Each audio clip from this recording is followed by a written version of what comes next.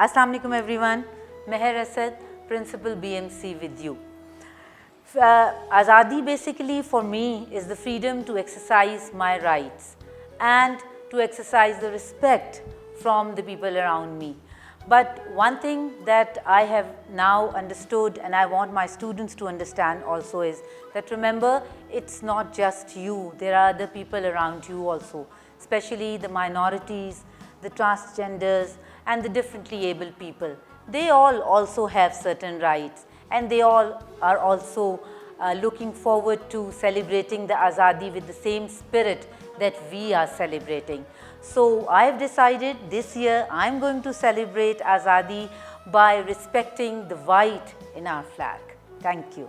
This is Farida Azim Khan, the Senior Mistress for BCP Metropolitan Campus.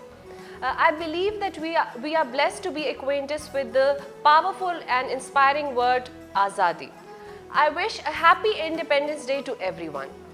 This is Rifat Iqbal. I am the headmistress of Beacon House Metropolitan Campus Boys Section, and I've been here for the past 3 years now, and I've been in the system for past 11 years.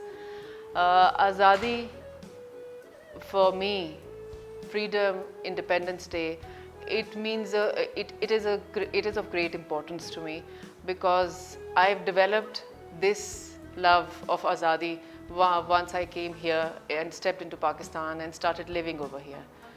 This feeling of living on a land of freedom, that's my land, gives me such great pleasure that it became easier for me to settle down in the country. And this feeling remains. It is an air of freedom that helps me move around, commute and mingle with people. And that feeling of respect that I feel that I get from this land is what is Azadi for me. Thank you. Assalamu alaikum. I am Rakshanda Asad, HM Beacon House Metropolitan Campus Girls Branch.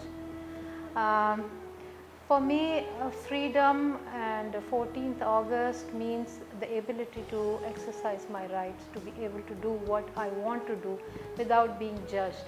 And also at the same time, the ability to give whosoever I want the freedom to be creative, to do what they want, to move around freely, and to just be comfortable in my environment and enable others to be comfortable in their environments. So that is all about 14th August for me, and I feel really very privileged to be in my own country where I am not considered a second grade citizen. Rather, I have all the privileges of a first grade citizen which any human being should have in their own country.